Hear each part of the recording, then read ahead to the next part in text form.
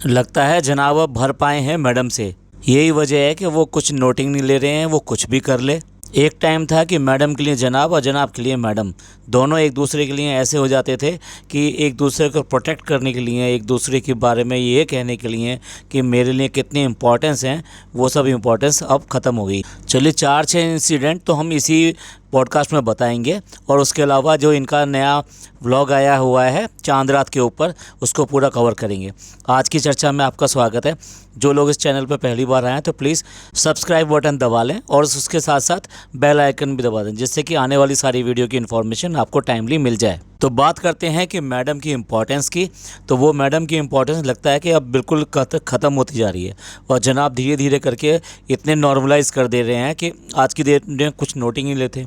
Starting में ही madam जो है अपने आइकॉनिक स्टाइल में वहाँ पर आई हैं नया सूट पहनकर, और ये उम्मीद कर रही हैं कि डेफ़िनेटली उसको बहुत अच्छे रिमार्क मिलेंगे।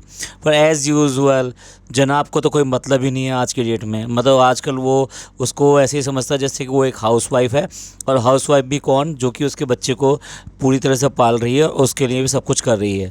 यानी मैन चाइल्ड जो है ना, वो अपनी मदर को आज की डेट में कुछ भी समझता नहीं है। और जब किसी तरह का भी ठंडे से भी ठंडा रिएक्शन नहीं मिला तो आखिरकार मैडम को कहना ही पड़ा कि आजकल तो आप बिल्कुल ही मर्दों वाली बात करने लगे हो, और हर बीवी को अच्छा लगता है कि उसका हस्बैंड जो है ना उसके लिए कुछ अच्छी बातें कहे।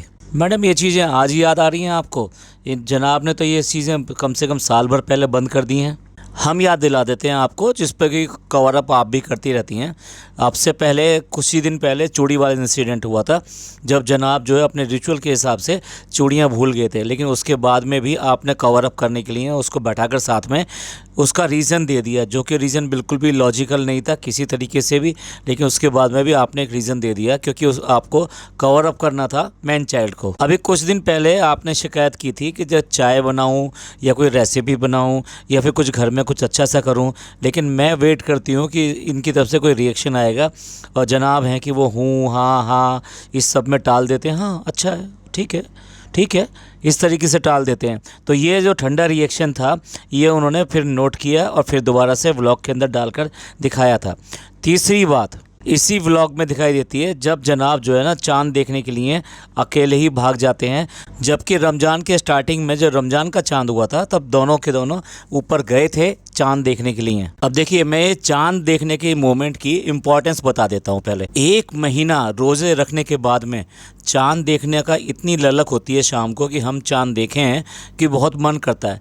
मतलब जब बचपन में थे तब हम लोग शाम से ही ऊपर के चक्कर लगाने शुरू कर देते थे, जैसे कि सूरज ढल जाता है तो उसके बाद में कि चांद हमें दिख जाए तो सबसे पहले चांद की खबर हम जाके घर में दें कि हमने चांद देख लिया है। और जब ये पता लग जाता था कि हाँ चांद निकल गया है, तो पूरी फैमिली, मतलब घर का एक एक बच्चा सब छत पर आ जाते थे, और ऐसा आसपास भी दिखाई देता था कि दूसरी छतों पे भी इसी तरीके से फैमिलीज़ जो है चांद का दीदार करने के लिए वेट कर रही होती थी और एंजॉय कर रही होती थी अगर उन्हें चांद दिख गया।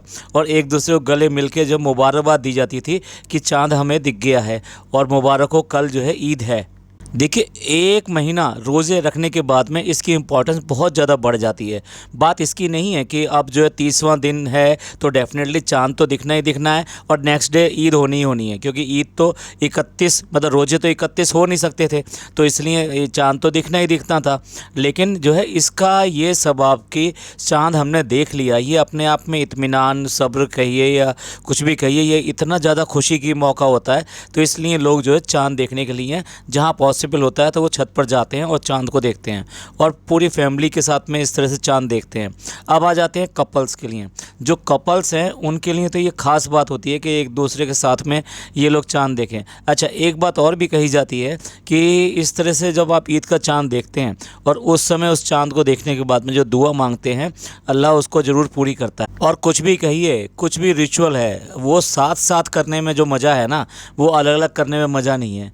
तो ऐसा कैसे हुआ कि जनाब जो है मैडम को छोड़कर वहाँ चले गए चांद देखने के लिए, भागे भागे, और साथ में लेकर गए सिर्फ़ और सिर्फ अपने चेले को, यानी कि जनाब 2.0 को, और वो दोनों के दोनों वहाँ पर गए। और मैडम के लिए जब शिकायत करी मैडम ने कि आप अकेले ही चले गए, तो तुरंत ही उनका जो है आंसर भी आ गया कि भी हाँ, आप तो फीड करा रही थी ना, देखिए चाँद कोई भाग तो नहीं जाता, बच्चे को फीड कराने में कितनी देर लगती थी, कोई ज़्यादा देर तो लगती नहीं थी। तो आप चाहते तो जा सकते थे उनके साथ में, और बल्कि कम से कम ये तो कह के जा सकते कि भाई मैं जा रहा हूँ चाँद देखने के लिए, तुम फीड करा रही हो तो तुम आ जाना। मतलब ऐसा भी नहीं, कुछ भी नहीं, जनाब ने बिल्कुल इग्नोर मारा, बिल्कुल डबल, और मैं ये कहूँ बहुत बड़ा इग्नोर मारा, और सीधे के सीधे जो पहुँच गए छत पर चाँद देखने के लिए। अब लोग कहेंगे कि चाँद देखना इस सबको इतना ज़्यादा ऐसा क्यों बना रहे हो? भाई यही छोटी छोटी चीज़ें होती हैं जो एक दूसरे को खुशी देती हैं, और साथ साथ करने में जो मज़ा आता है वो इस तरीके से नहीं आता। और वैसे भी ईद का चाँद जो होता है ना, वो जितने भी चाँद होते हैं, ये कहा जाता है कि वो सबसे खूबसूरत चाँद होता है, और वो उसकी लाइफ कह लीजिए यानी विजिबिलिटी जो होती है वो बहुत कम देर के लिए रहती है, वो बहुत ज़्यादा देर तक वो दिखाई नहीं देता। ऐसा नहीं है कि शाम को आपने जाकर देखा और उसके 1 घंटे या 1.5 घंटे बाद जाके देखेंगे आपको ईद का चाँद नहीं दिखाई देगा। तो मैंने ये जो भी इस बातें अभी ईद के चाँद के बारे में बताई वो अपने आप में काफ़ी महत्वपूर्ण है, इम्पॉर्टेंस है, और एक दूसरे के लिए बहुत ज़्यादा वैल्यू करती हैं। तो इसलिए इनका जनाब का इस तरह से बड़ा सा इग्नोर मारना ये बिल्कुल भी नहीं दिखाता कि मैडम जो है उनके लिए कुछ इम्पोर्टेंस रखती हैं कि नहीं रखती हैं। भाई हर चीज़ का डाउनफॉल आता है। वैसे भी जब इनकी प्रेगनेंसी चल रही थी जनाब तो जब से ही इग्नोर मारना शुरू कर दिया था। और वो बात दूसरी है कि मैडम ने जो है अपने मुंह से आजकल कहना शुरू किया है, लेकिन वो तो तभी से चल रहा था। वो चाहे उनका बर्थडे आया हो या प्रेगनेंसी टाइम में उनकी केयर की बात हो, या फिर जो रिचुअल्स होते हैं प्रेगनेंसी पीरियड के वो रिचुअल्स की बात हो, जनाब ने अधिकतर जो है उसको इग्नोर ही किया है। देखिए पिछले व्लॉग में भी इंडिकेशन मिला था जब जनाब जो है खुद ही मैडम से सवाल का जवाब मांग रहे थे कि लोगों ने ये पूछा है कि आप ऐसे क्यों दिखाई देती हैं, आप थोड़ा सा बन सवर के प्रॉपर वे में क्यों नहीं दिखाई देती। तो जनाब ये जो है आपके लिए था क्वेश्चन, उससे भी ज़्यादा जो मैडम के लिए था वो तो था ही था, लेकिन आपके लिए भी था, क्योंकि एक हस्बैंड के लिए वाइफ कैसे दिखाई दे रही है बहुत इम्पोर्टेंस रखता है। क्योंकि वाइफ जो जितना भी अपना मेकअप करती है या तैयारी करती है या अपने आप को खूबसूरत दिखाने के लिए करती है, वो सबसे पहले तो अपने हस्बैंड के लिए करती है, उसके बाद में दूसरी चीज़ों के लिए करती है, और उसके हस्बैंड से मिलने वाले जो रिमार्क होते हैं वो उसके लिए बहुत वैल्यूएबल होते हैं। और हस्बैंड भी हमेशा चाहे वो खुद के लिए कपड़े कैसे ही बनाए या खुद का लुक उसका कैसा ही हो, वो ये चाहता है कि उसकी वाइफ हमेशा अपडेट रहे, और वो चाहे ग्लोरी हो, चाहे लुक हो, या फिर उसका पूरा का पूरा आउटफिट हो जो कि उसने उस दिन के लिए सेलेक्ट किया हो। इवन देन सम टाइम जो है ना वाइफ पूछती है कि भाई मैं कौन सा ड्रेस इसके ओकेजन के लिए सेलेक्ट करूं, तो इसका ऑपोजिट भी होता है कि कई बार हस्बैंड भी बोलते हैं नहीं नहीं ये नहीं चलेगा भाई, इसकी बजाय तुम ये वाला सेलेक्ट करो या वो जो लेकर आए थे वो पहनो। तो ये चीज़ें दिखाती हैं कि हस्बैंड और वाइफ का जो कोऑर्डिनेशन है और जो बॉन्डिंग है वो कितनी, ये मैटर सिर्फ सूट का, पसंद का, लुक का, या किसी ने कुछ कहा या उसका नहीं है। ये बात है एक दूसरे के केयर की, एक दूसरे के रिलेशन की, एक दूसरे के संबंधों की। अच्छा, इन लोगों का कपड़ों के साथ में या सूट के साथ में कितना ज़्यादा लगाव है और कितना ज़्यादा करते हैं वो इस व्लॉग में भी दिखाई देता है। अब देखिए ईद के लिए 2-2 जोड़ी कपड़े बनाए जा रहे हैं सबके, ये सुबह पहन लेना और ये शाम को पहन लेना। जबकि देखा जाए तो आम तबका जो है मुस्लिम जो है वो एक सूट के लिए भी मुयस्सर नहीं होता कई बार, और वो जो एक सूट भी प्रॉपर तरीके से नहीं बना पाते। और यहाँ पर है कि ये 2-2 सूट बना कर दिखा रहे हैं। अगर आपने नोट किया हो तो पूरे रमज़ान सारे के सारे नए सूट पहने गए हैं। कितना ज़्यादा पैसे की बर्बादी कर रहे हैं और क्या दिखा रहे हैं। मैं इस वीडियो के माध्यम से जो लोग आके नेगेटिव कमेंट्स करते हैं और जो इनकी तरफदारी लेते हैं मैं उनसे पूछना चाहता हूं कि इतने सारे सूट दिखाकर और इतने सारे कपड़े पहनकर ये आपको क्या संदेश देना चाहते हैं, या आपको क्या समझ में आता है उससे? क्या ये जो आम आदमी है ये उसकी भावनाओं को ठेस नहीं पहुंचाता? क्या उसकी फीलिंग्स को हर्ट नहीं करता? इनके व्लॉग्स में ये देखना कि आप इतने इतने कपड़े बना रहे हैं, इतने इतने कपड़े इस तरह से यूज़ कर रहे हैं, और उनको जब एक कपड़ा यानी कि पूरे फैमिली के लिए एक एक कपड़ा बनाने की ज़रूरत होती है तो वो सोच में पड़ जाते हैं कि क्या करें।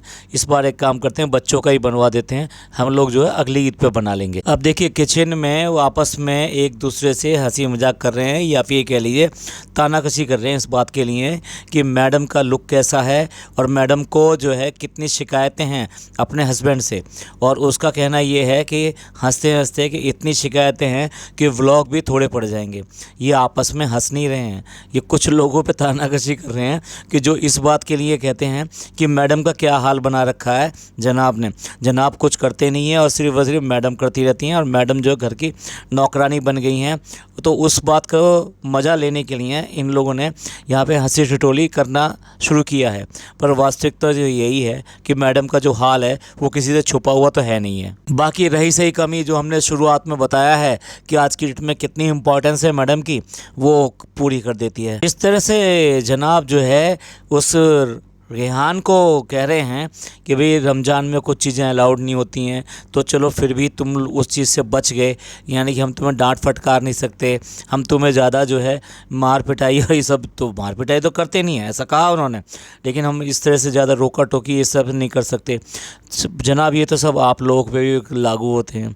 जिस तरह से रमज़ान के अंदर आपने भर भर के झूठ बोला है और बिल्कुल भी इसको नहीं छोड़ा है और अपना दिखाने के लिए कुछ भी किया है, वो चाहे खरीदारी हो या बहन को नीचा दिखाना हो या फिर जो है दूसरे अरकान जितने भी होते हैं वो पूरा ना करना हो, तो ये सारी चीज़ें तो आपने भी करी हैं ना।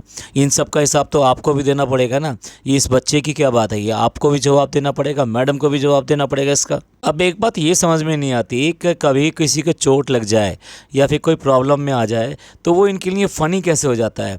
इससे पहले वाले व्लॉग में जब वो ज़ोमैटो वाला ये कह रही थी कि ज़ोमैटो वाले को भैया को वो नहीं मिल रहा था, तो कभी वो आगे जा रहे थे, कभी पीछे आ रहे थे, कभी ऊपर जा रहे थे, कभी नीचे आ रहे थे, कभी दाएं जा रहे थे, कभी बाएं जा रहे थे। बड़ा ही मज़ा आ रहा था। मतलब किसी को परेशानी में देख के आपको मज़ा आता है क्या? सिमिलरली इस बार जो है जनाब कह रहे हैं कि वो भाग भाग कर हम लोग गए सीढ़ियों से और वहाँ पर चाँद देखने के लिए, और वहाँ पर सीढ़ियों में कुछ उछल कर लगता है उसने नाम नहीं लिया, लेकिन कौन इसके साथ गया था तो कौन गिरा होगा, उसी के लिए कह रहे हैं ना, रेहान के लिए। और उसको उस सीढ़ियों में उसके पैर उलझ गए, देखकर बड़ा मज़ा आया। मतलब किसी को गिर जाए, कोई चोट लग जाए, कोई प्रॉब्लम में आ जाए, आप दोनों को उसमें सिर्फ मज़ा ही मज़ा दिखाई देता है। जब आपके मज़े के लिए कोई बोलता है तो आप सॉरी टू से लेकर आ जाते हो। भाई अम्मी ने तो मेहंदी लगाने में हद कर दी है। पिछली बार के व्लॉग में दिखाया था हाथ पूरे भर भर के लगाए गए हैं, और इस बार के व्लॉग में दिखाया कि पैरों को भी नहीं छोड़ा गया है। पैरों पे भी थोड़े बहुत नहीं, पूरा पूरा पैर भर दिए गए हैं। बड़ा ही मुश्किल होता है इस तरह से इतनी सारी मेहंदी लगाना, ख़ास तौर से घर में जो लेडीज़ काम करती हैं, क्योंकि हमने देखा है इतनी सारी मेहंदी लगाने का टाइम नहीं होता। प्लस उसके साथ साथ ये भी रहता है कि घर के सारे काम निपटाने होते हैं, और जब चांद रात आ जाती है तब तो और भी ज़्यादा काम हो जाते हैं। जो बच्चे कुच्चे काम जितने भी होते हैं वो उसी रात में निकालने पड़ते हैं। सुबह के लिए सारी तैयारी करनी पड़ती है, क्योंकि सुबह अर्ली टाइम होता है नमाज का, और नमाज से पहले पहले तैयारियां पूरी हो जाएं, इसका बहुत ज़्यादा प्रेशर रहता है। तो ऐसे टाइम में इतनी सारी मेहंदी लगा पाना, भाई आपको ही मुबारक हो, और आप ही कर सकते हैं। शायद बहुत कम लोग ऐसी लेडीज़ होंगी जिनको ये नसीब होता है कि पूरा पूरा इस तरह से मेहंदी लगा दी जाए। येस, हम मानते हैं इस बात को, जो नई नवेली दुल्हन और ये सब जो होती हैं उनके लिए घर वाले अरेंज करते हैं कि नहीं दुल्हन के लिए ज़रूर मेहंदी अरेंज किया जाए, और उसका पूरा पूरा जिस तरीके से अच्छा मेहंदी लगाई जाती है वैसी मेहंदी उसके लगाई जाए, तो वहाँ तो चलता है। लेकिन उसके अलावा जो कामकाजी महिलाएं होती हैं उनको ये अलाउड क्या, उनको करने का वक्त ही नहीं होता ये सब। चलिए एंड करते हैं। बातें तो और भी थी इस व्लॉग की, लेकिन एंड करते हैं क्योंकि पॉडकास्ट बहुत लंबा होने जा रहा है। तो ये पॉडकास्ट आपको पसंद आया तो प्लीज़ लाइक कीजिए, सब्सक्राइब कीजिए और शेयर कीजिए। खुश रहिए, अपने लोगों का ख्याल रखिए। ईद की बहुत बहुत बहुत मुबारकबाद।